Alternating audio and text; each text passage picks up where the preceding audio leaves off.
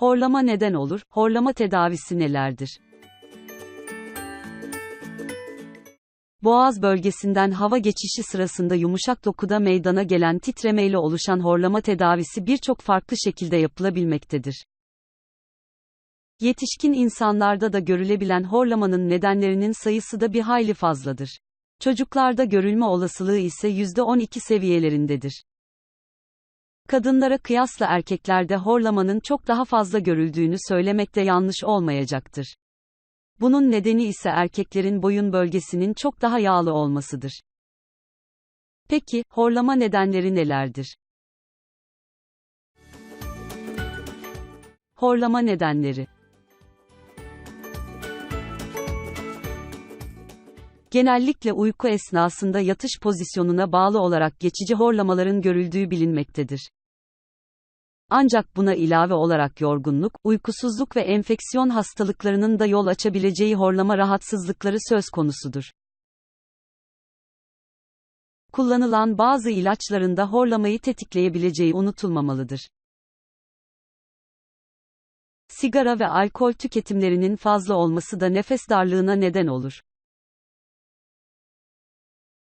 Bu durumdan ötürü de horlama çok daha şiddetli bir şekilde kendisini gösterir. Horlama önleyici durumların uygulanmaması halinde ise kişinin nefes alışı zorlaşır. Sabahları yorgun kalkmak ve gün boyu uykusuz olunması sonucunda da horlama oluşur. Horlama tedavisi. Solunum kesilmesi ya da kesilmemesi durumlarına göre horlama tedavisi değişkenlik gösterir. Solunumu doğrudan etkilemeyen horlamalarda uyku pozisyonunun değiştirilmesi, daha yüksek yastık kullanımı veya zayıflama halleri yeterli olacaktır. Akşam saatlerinde çok daha hafif ürünlerin tüketilmesi de horlama çözümü olarak dile getirilebilir. Var olan sigara tüketiminin bırakılması da gerekebilir. Çok daha rahatsızlık verici bir boyuta ulaşması halinde ise, horlama önleyici işlem olarak burun bandı kullanılabilir. Kulak-burun-boğaz uzmanları ise uygun tedavileri kişiye göre sunarken, ağız içi alet kullanımı da öneriler arasındadır.